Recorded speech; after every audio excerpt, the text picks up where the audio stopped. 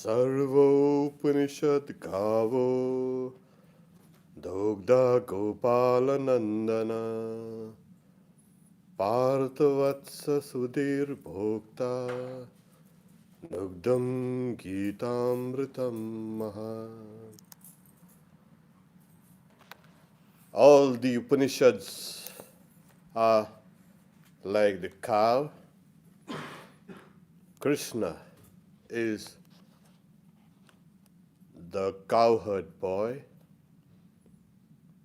People of purified intellect are the drinkers of the milk.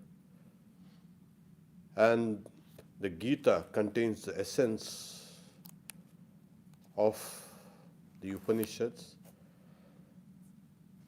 And that Gita is that nectar that confers immortality. The Bhagavad Gita, we are on the 3rd chapter and 9th verse. The 3rd chapter is called Karma Yoga. And the Lord has been laying down the ideas of what is karma, and till we come down to this 9th, where the very essence of karma has been spoken of. Thus, 3rd chapter, 9th verse. Yajnartat karmano nyatra lokoyam karma bandanaha tadartam karma kaunteya mukta sangha samachara. A person becomes bound by actions other than that actions which is meant for the Supreme Lord. Without being attached, O son of Kunti, that's Arjuna, you perform action for the Supreme Lord. The concept of a sacrifice has been placed before us. The concept of a sacrifice has been the very earliest form of religion's practices. All religions contain the elements of a sacrifice, and this itself is the very gist of all religions, sacrifice. It's not only all religions, all life. Every life, if it's not based on sacrifice, becomes meaningless, becomes selfish, becomes narrow, and becomes bound. Sacrifices have thus been essential, and human beings have intuitively understood this fundamental fact. The only way one can elevate oneself as well as others is through sacrifice. Sacrifice is done as worship for the Supreme Lord constitutes the highest sacrifice and the highest form of karma. As the Lord says, yajnartat, that is, what is sacrifice? In the Vedas, we find yajno vai Vishnu. Sacrifice itself is the Supreme Lord, is Vishnu. We also will find later in the chapters that the Lord says that Adiyagno aham eva atra. I reside as a sacrifice in all beings. So when we do anything for the Supreme Lord, it's called a sacrifice. And the sacrifice itself is identified with that Supreme Lord. That gives a tremendous impetus to our day-to-day lives, tremendous impetus and a grander vision of these small things that we do in life, which are now considered by many and by ourselves also as inconsequential, insignificant, unimportant, has to be done perfunctorily. Just, okay, do it. We are dismissive about things in our own lives. If we can do every action as a sacrifice for the Supreme Lord, it will give us the highest good. And if anything done other than a sacrifice, a person becomes bound. This is what they say. Loko ayam karma bandhanaha. Loka, this person, ayam, this, loka is a person. Why it's called loka is a person? Lok means a place of experience. And we have always found a level of experience, whether it's a body, whether it's the world. That's the reason why it's called loka, where you experience. Human life is nothing but a long series of experiences. And that experiences ought to have taught us how to become broader, grander, more noble, more unselfish. These experiences are called, in the totality, the person. If a person does not experience, if the world is not experienced, it's not a world, it's not a person at all. It gives a kind of a higher reading about what a person should be. A person should be doing things consciously. Otherwise, it's just unconscious work, instinctive work. It's animal work, like the animals work, instinctively. While a person does things consciously, deliberately, for the highest good.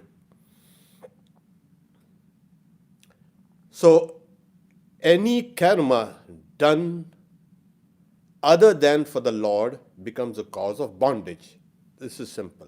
Yajnartat karmano anyatra lokoyam karma bandh. And what is a bondage? We are all struggling against bondage to become free. We are all struggling for freedom. Where is the bondage? What is its nature? It's karma. Karma, actions done selfishly is a cause of bondage. So the moment you remove the idea of selflessly doing the karma, keep on doing the karma for the Lord, then it becomes the cause of liberation. It makes a person broader and broader. That is, that person gets higher and higher and higher experiences. So the second line of the verse says,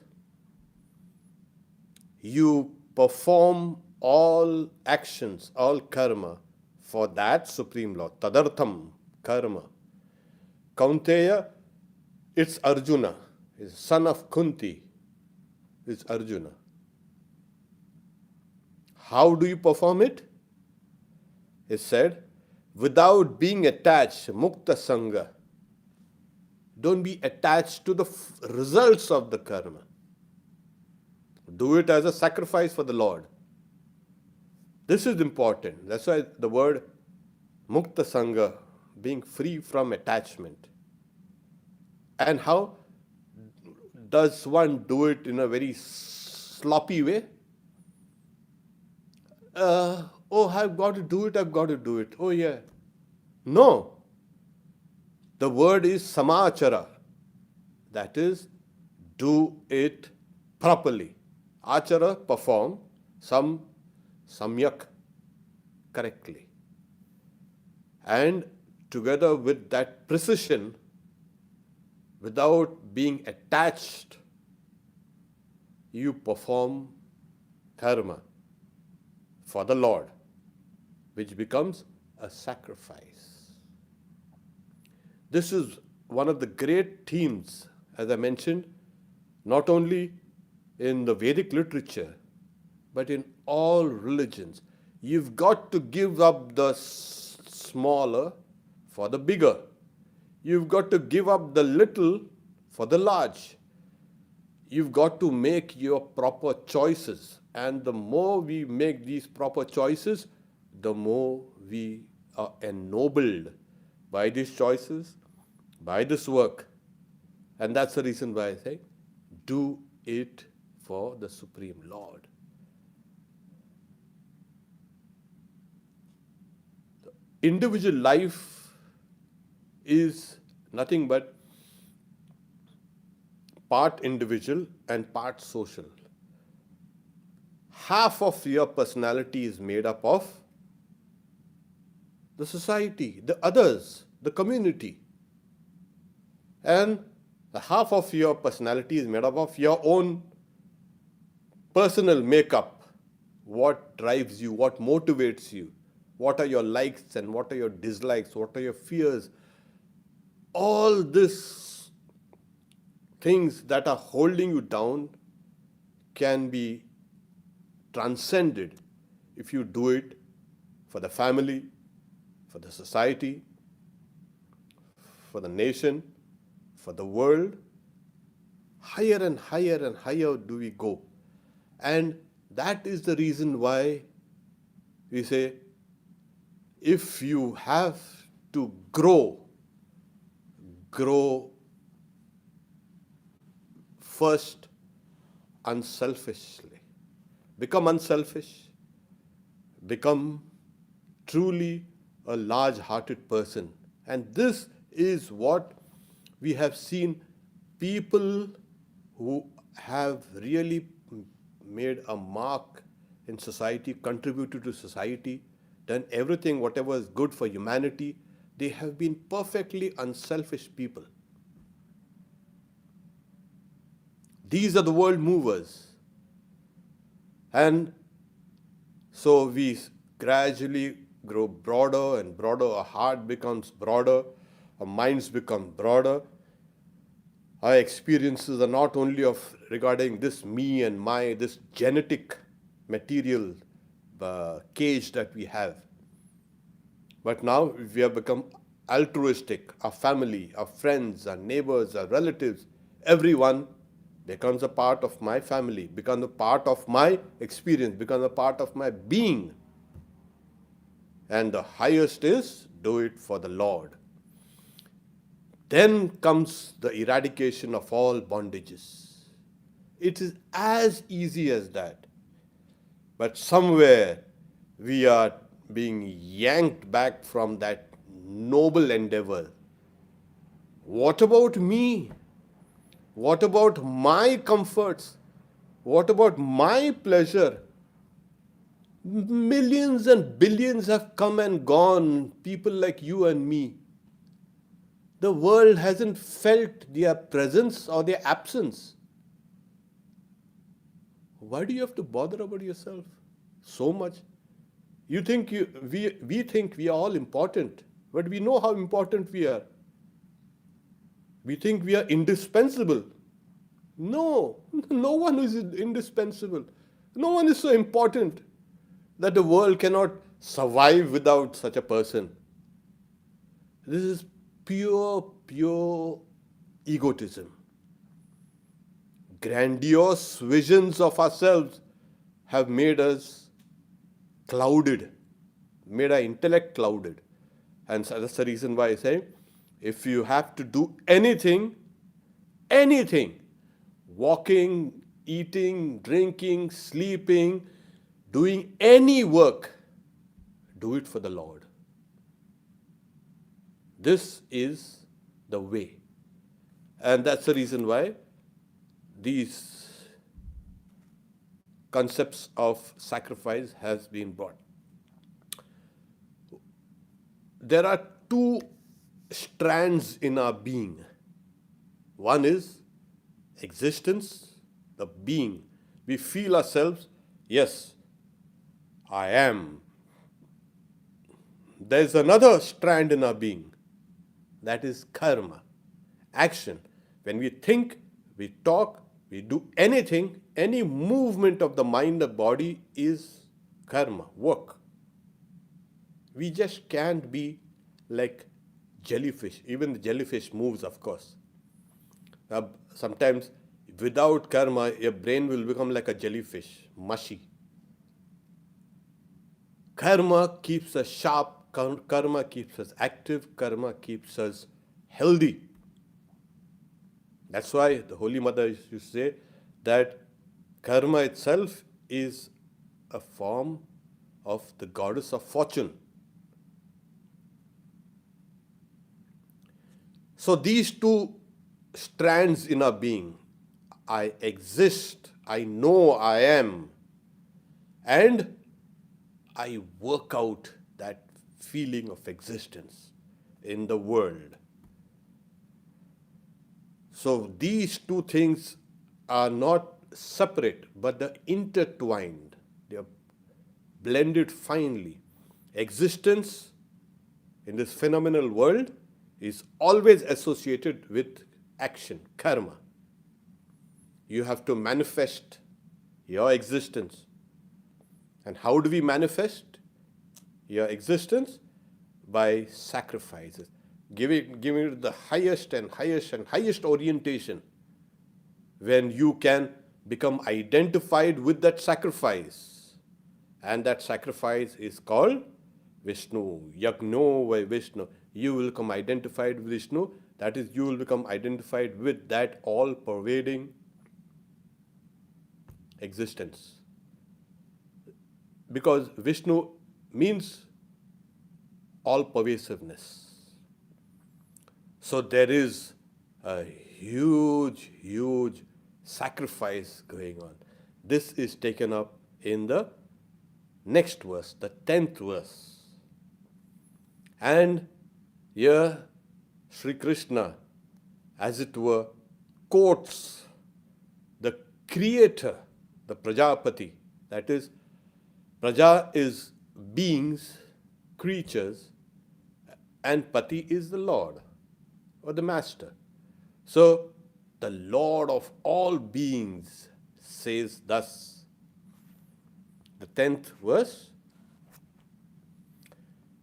Sahayagna praja srishtva purovacha prajapatihi anena prasavishyadvam eshadvostvishta kamaduk. The translation is, having created in the days of yore all beings who are associated with sacrifices, the creator God Prajapati said, quote, by this you multiply. Let this be your yielder of the coveted objects of desire. End quote. Now, when the Lord creates, as we've seen, there is no such thing as creation. The word is technically translated as srishti, projection. So when the Lord projected this whole universe with all its beings, what did He instruct us? May you multiply. How? Through these sacrifices. Why? Because He projected human beings and all species along with sacrifice, saha yajna. He created all species through sacrifice. That's a tremendous kind of statement. We are born out of a sacrifice. We are born with the sacrifice. We are born out of sacrifice in the sense of the Lord had a massive cosmic sacrifice going on. This has been in the Purusha Sukta, one of the ancient hymns of the Rig Veda, that the Lord, all the gods sacrificed, and out of that sacrifice came out this creation, this projection. So we are born out of the sacrifice. We have been created out of a sacrifice, and we are now living because of that sacrifice. So we are born from and with sacrifice. When did this happen? It says, in the days of yore, at the beginning of this cycle of creation, in the beginning of the cycle of projection, there have been innumerable cycles. And when I mean cycle, it means cycle. There is no beginning and there is no end to a cycle. The projection, as we say, manifests and then dissolves into the unmanifest and once again manifests. So, at the beginning of this projection, what did the Lord do? He created all these beings, projected all these beings with sacrifices. This is your life element. This is the basic fiber in your being, sacrifice. And if we have neglected that, you are away from your essential nature. You have come away from this whole process of projection of the Lord. You try to create, in a way, your own world, which is an antithesis of what is real out here. You stray away from the path. People say, why am I so miserable? What do you say for someone who has strayed from the path of sacrifices, of being useful to others, of being performer of karma for the Lord? Well, this is what you wanted, this is what you get. The idea is reorientation. You were born with sacrifice, saha yajna. Now you got to recognize that I and all beings have been born with sacrifice. The idea of sacrifices is embedded in our psyche, in our mind, in our bodies, everywhere. Everywhere you'll find. And the highest expression, you see it in the mothers, when they sacrifice so much of your time, their energy, their patience, their love for the child. That's the highest expression. Does the mother do it for name and fame or money or anything in return? It becomes part of her nature. That is how all actions have to become, for us, a part of our nature. Actions for the Lord. Why? Because that is our essential nature. Who am I? People say, who am I? That's a stupid question. You know why? Because you have been born as a result of that sacrifice. You are born with sacrifice. And you are made, you are projected, you are created to perform sacrifice. So do it quietly and don't ask such stupid questions about who am I, what is my destiny, where am I going, where am I coming. These are all self-deluded questions. So Prajapati, the Lord of all creatures, says, by this you multiply. This is how one prospers. You know, Swami Vivekananda also says that be a kind of a willing sacrifice at the altar of the Divine Mother. And if you can do that, yes, that'll be wonderful. That's a most wonderful life. Be a willing sacrifice. The highest form of sacrifice is self-sacrifice. satisfy all these smaller cravings, you think this is life? How much of stamina have you got to kind of enjoy things? You don't have any stamina at all for doing anything in a sustained way. The idea of sacrifice also is delayed gratification. I don't do things now. I can save up for the future. Why? Because I can see my own future 2 years, 3 years, 5 years, 10 years from now on. I can kind of, as it were, see. So I give up something now, for that present, for that future. This has been the human mind. We have understood this. Our consciousness has been kind of made human beings eligible, or has been conducive. Consciousness has been conducive for us to see our own future, at least the immediate future. And we know that we are going to die one day. Where we know we are going to die one day. It is inevitable. We know. It's in your consciousness. And what we do is, we do things to prepare for that inevitability. That is what is human consciousness. And it takes a form of sacrifice.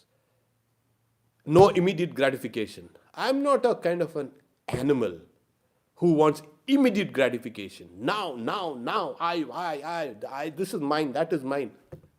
This is kind of it's a very low level of existence. Can't I think beyond myself? And if I can I think of myself as in the future, my future self? I can conceptualize my future self. And how do I picturize, or how do I kind of visualize my future self better than what I am now, today? I always want my future self, my tomorrow self, or day after tomorrow self, to be better than what it is today. All of us have that. And how do we go about it? Sacrifice. Sacrifice the small for the large. Sacrifice now for the future. And make that right choice, if it can be called a choice. So by doing this, by this you multiply, by this you will prosper. The Creator says, let this be your yielder of the coveted objects of desire. This sacrifice itself will be the yielder, you can say, the treasure house of whatever you want.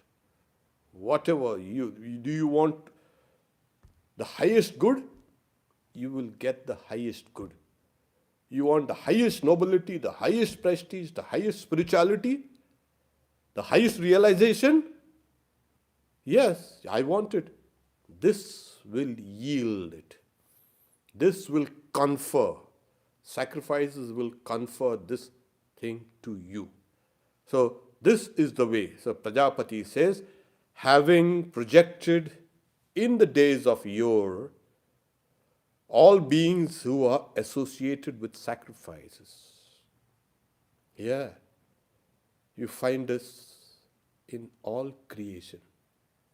Wherever there's life, it is based on sacrifice. The very fact that life thrives because we sacrifice, we can sacrifice. And because there is sacrifice, there is something called a love. If there was no love, there would be no sacrifice. Yes. So, every being is associated with sacrifice, born with this, as a sacrifice, with sacrifices.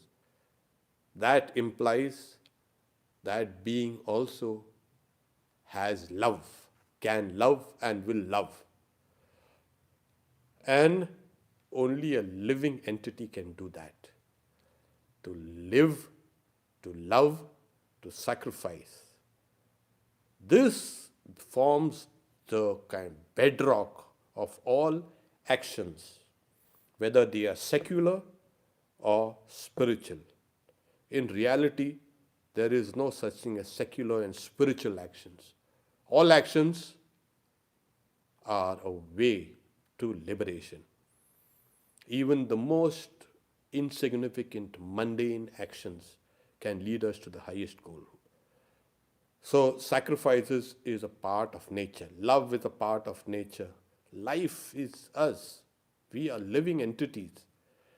And this is the greatest opportunity that every one of us has to sacrifice. But what about my pleasure? You always see those who are of the small mind, they lead a miserable life. Those who have a vast mind, they take every struggle and every trouble in their lives smoothly. They hurdle over it. You may see her, they are hurdling over it. Yes. Nothing can, as it were, hold them back. Nothing can stop them. Yes, troubles come. Misery comes. But they are not thrown down and fallen down and saying, oh, we are helpless. Nature will crush you. It will, like Swami Vivekananda says, we come with clenched fist we want to grab, and nature will put a hand on your throat and squeeze it and make you open your hands. This is what is nature's work. And nature is very powerful. See that invisible COVID-19, coronavirus? It has put everyone to shame. They are scurrying about, frightened. Look at that. Nature can bring a kind of a disaster that will wipe millions out. Is it a loss for nature? No. She'll recycle things and bring it back. You don't have to worry about it. Nature is extremely powerful. This gives us a great opportunity to understand nature, understand your own being, and understand the divine through sacrifice. A person who can perform sacrifices, it's not only ritual sacrifices. Every action, every thought, every word is a form of sacrifice because it's a form of karma. And if you can do that, the key to liberation is in your hands. So having created in the days of yore, there, the first very impulse of this projection of this universe was this grand scheme of human life and how we have become deluded about it. If we would have been in the mainstream, have been properly oriented with these ideas, if these ideas have been inculcated within us from the very beginning, this world would have been a heaven. And we can make it. It is here we become gods. We become immortal. The fear of death, the fear of all fears kind of dissipate. And this is the very essence of this sacrifice.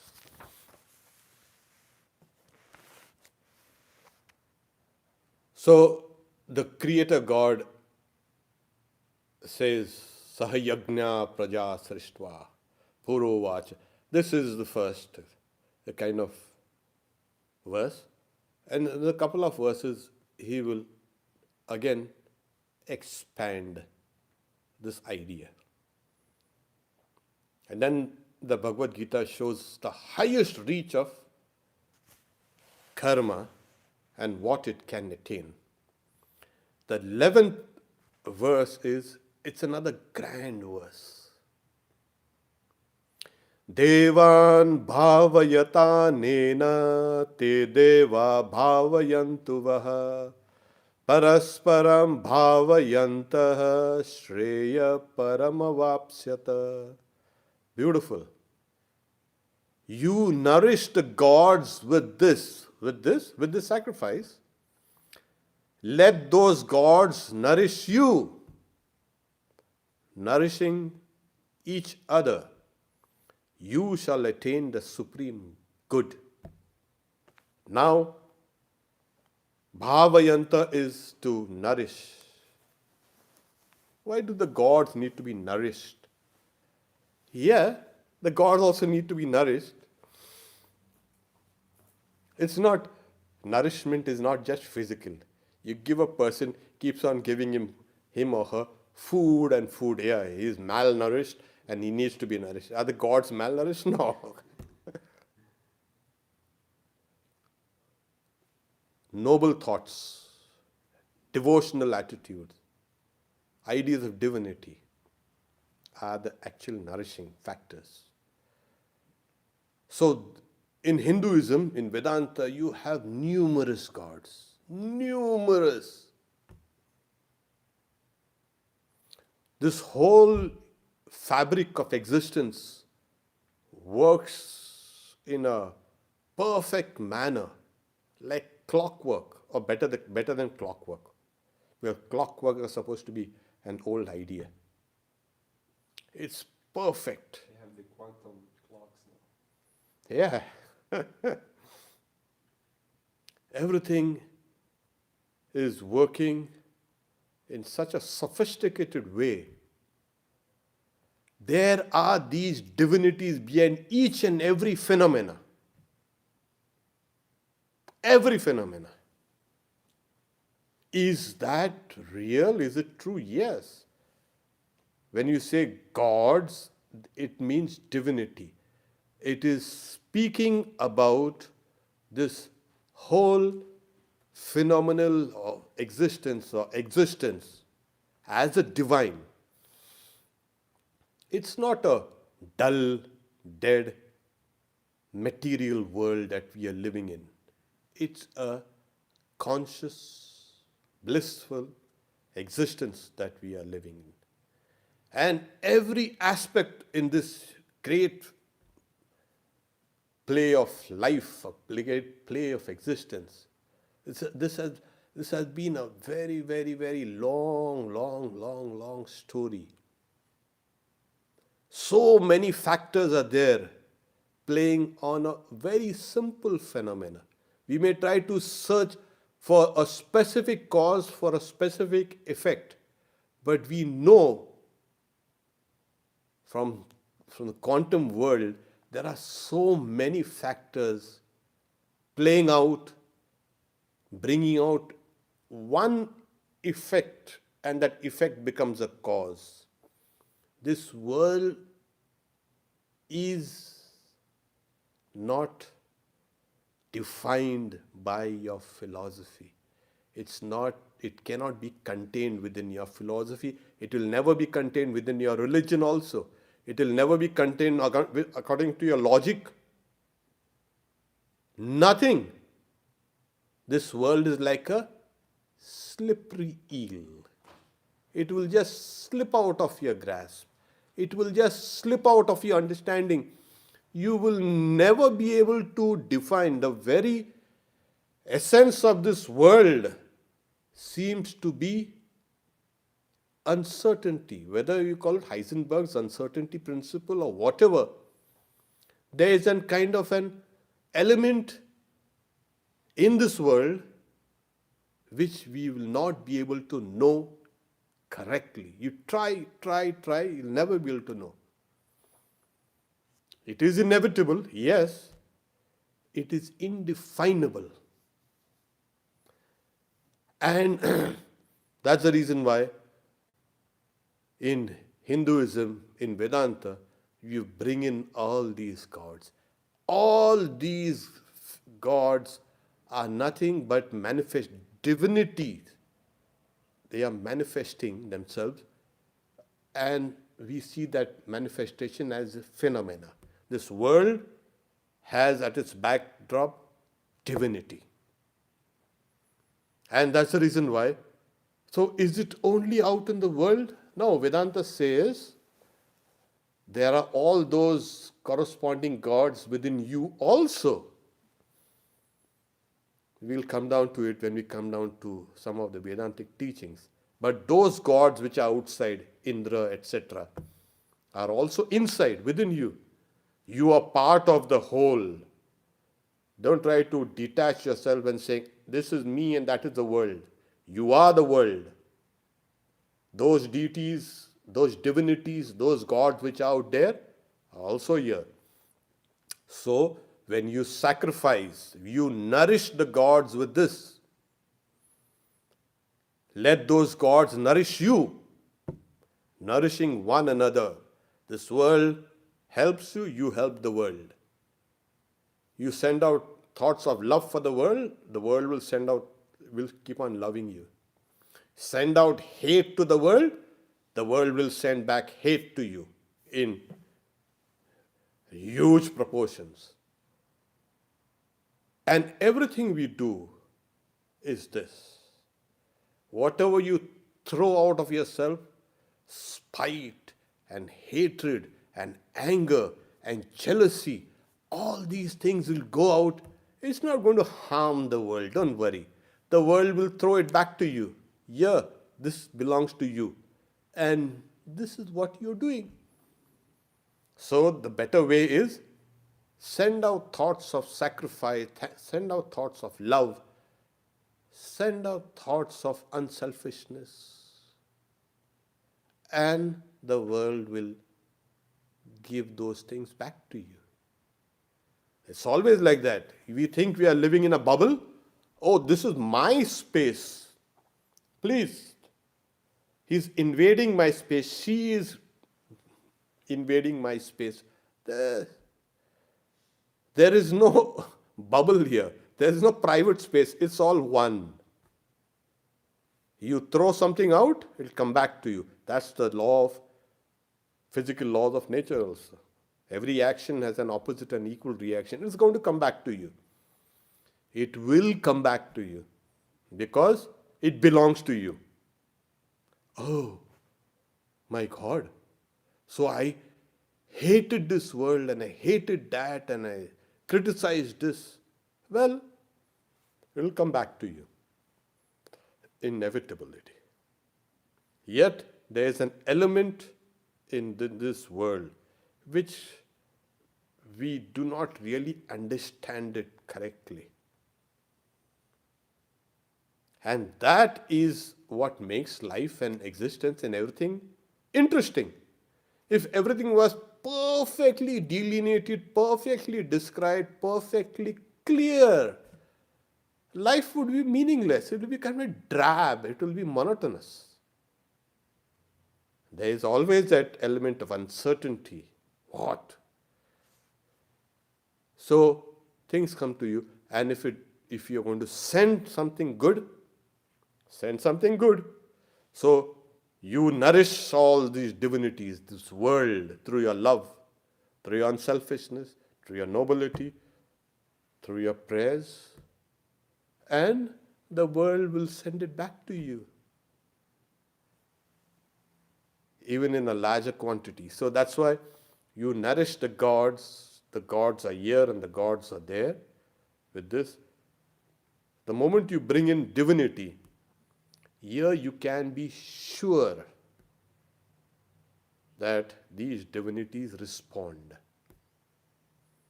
Yes. Is there a God?